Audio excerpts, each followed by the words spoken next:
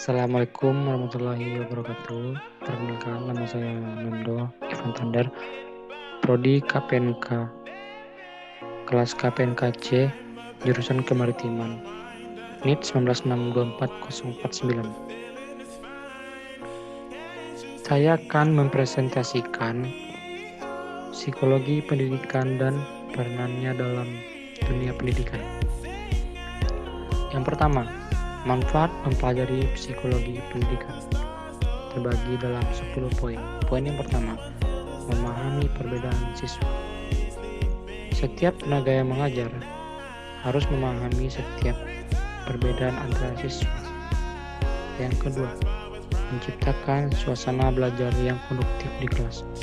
Dalam hal ini, tenaga pengajar harus menciptakan suasana yang senyaman-nyamannya dan se-enjoy-nya guna ketenangan. Poin ketiga, memilih strategi pembelajaran yang tepat. Yang keempat, memberikan bimbingan kelas kepada siswa. Dalam hal ini, memberikan bimbingan kelas kepada siswa bagi siswa yang tidak memahami materi yang telah diberikan dan dapat memberikan kelas tambahan. 5. Berinteraksi secara tepat dengan siswa. Maksudnya adalah memahami setiap karakteristik setiap siswa guna proses belajar mengajar. 6. Memberikan evaluasi hasil pembelajaran. 7. Motivasi belajar. Motivasi belajar ini berguna sebagai memberi semangat bagi seorang siswa guna mencapai tujuannya dalam mempelajari suatu hal tertentu. Yang ke-8, menetapkan tujuan pembelajaran. 9. Penggunaan media pembelajaran yang tepat. 10. Menyusun jadwal pembelajaran yang sesuai. Tujuan yang kedua adalah tujuan mempelajari ilmu psikologi pendidikan. Terbagi menjadi 5 poin. Poin yang pertama, memahami bentuk-bentuk gejala psikologi siswa dalam kurung individu secara umum dalam bentuk tingkah laku dan sikap selama mengikuti proses pembelajaran atau belajar mengajar. Yang kedua, memahami kemampuan dan potensi-potensi siswa dalam mengikuti proses belajar mengajar. Yang ketiga, memahami bagaimana seharusnya pelaksanaan proses belajar mengajar agar tercapai semua tujuan pembelajaran secara efektif dan optimal. Yang keempat, membantu siswa mengembangkan berbagai jenis potensi dan kemampuan dalam bentuk proses pembelajaran berbasis pengembangan siswa-siswi. Yang kelima, membantu siswa dan siswi menyelesaikan program pembelajaran materi dengan sempurna, sehingga dengan memahami guru tentang teori dan ilmu psikologi pendidikan dapat memberikan bantuan kepada siswa dan siswi dalam menyelesaikan program-program pembelajaran sampai tuntas. Apa itu psikologi? Psikologi berarti ilmu jiwa. Sebelum menjadi disiplin ilmu yang mandiri, psikologi memiliki akar-akar yang kuat dalam ilmu kedokteran dan filsafat, sehingga sekarang masih tampak pengaruhnya. Dalam ilmu kedokteran, psikologi berperan menjelaskan apa-apa yang terpikir dan terasa oleh organ-organ biologis dalam kurung jasmania. Sedangkan dalam filsafat psikologi berperan serta dalam memecahkan masalah-masalah rumit yang berkaitan dengan akal, kehendak, dan pengetahuan. Di sini dapat disimpulkan bahwa psikologi adalah ilmu pengetahuan yang menyelidiki, yang membahas tingkah laku terbuka dan tertutup pada manusia, baik selaku individu maupun kelompok dalam hubungan dengan lingkungan. Selanjutnya, apa itu pendidikan?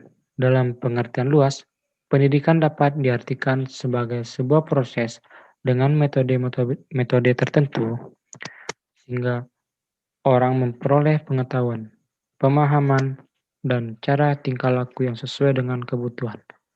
Menurut Purbakawatja Harahap dalam kurung 1981, pendidikan adalah usaha secara sengaja dari orang dewasa untuk dengan pengaruhnya meningkatkan si anak ke kedewasaan yang selalu diartikan mampu menimbulkan tanggung jawab dan moral dalam segala perbuatannya. Selanjutnya, apa itu psikologi pendidikan? Psikologi pendidikan menurut sebagian ahli adalah subdisiplin psikologi, bukan sendiri. Mereka menganggap psikologi pendidikan tidak memiliki teori konsep sendiri. Hal ini konon terbukti dengan banyaknya hasil-hasil riset psikologi lainnya menjadi teori, konsep, dan metode psikologi pendidikan. Dalam pandangan psikologi pendidikan, sebuah subdisiplin ilmu psikologi yang berkaitan dengan teori masalah pendidikan yang berguna dalam hal-hal berikut. Yang pertama, penerapan prinsip belajar dalam kelas. Yang kedua, pengembangan dan perubahan kurikulum. Yang ketiga, ujian dan evaluasi bakat dan kemampuan.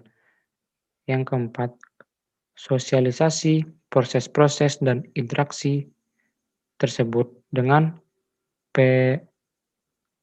pedayagunaan ranah kognitif. Yang kelima, penyelenggaraan pendidikan ke guru. Selanjutnya, siapa objeknya? Yang pertama, siswa, yaitu orang-orang yang belajar. Dua, guru, yaitu orang yang berkewajiban atau bertanggung jawab mengajar, termasuk metode, model, strategi, dan lain-lainnya yang berhubungan dengan aktivitas penyajian materi pelajaran.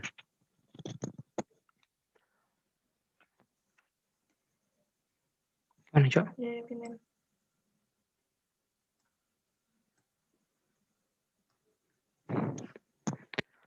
Selanjutnya, apa hubungan keduanya? Psikologi sebagai cabang ilmu pengetahuan adalah ilmu yang mempelajari tingkah laku manusia dalam berinteraksi lingkungan untuk mencapai tujuan. Tingkah laku dalam pengertian ini adalah tingkah laku yang mempunyai tujuan. Psikologi menjelaskan berbagai aspek perkembangan individu, melakukan analisis, dan menjelaskan berbagai gejala-gejala jiwa manusia. Sedangkan pendidikan mengembangkan berbagai potensi yang secara luas melibatkan aspek fisik dan psikis pada manusia.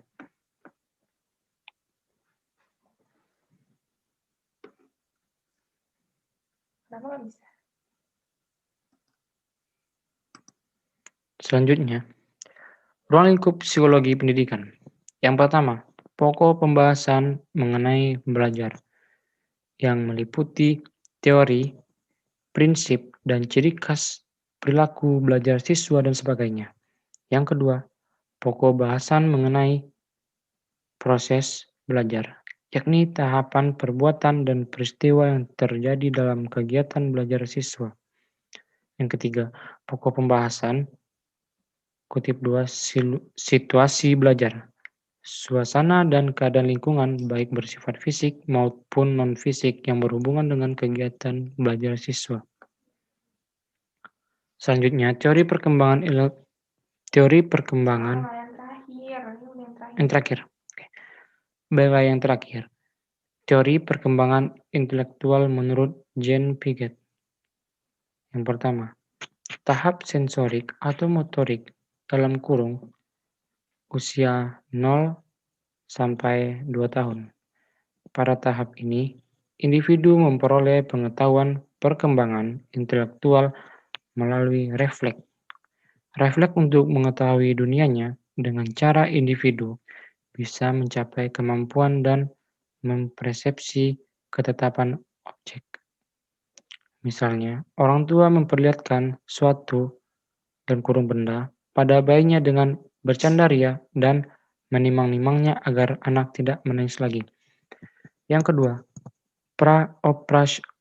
pra-operasional dan intuisi dalam kurung usia 2 sampai 7 tahun.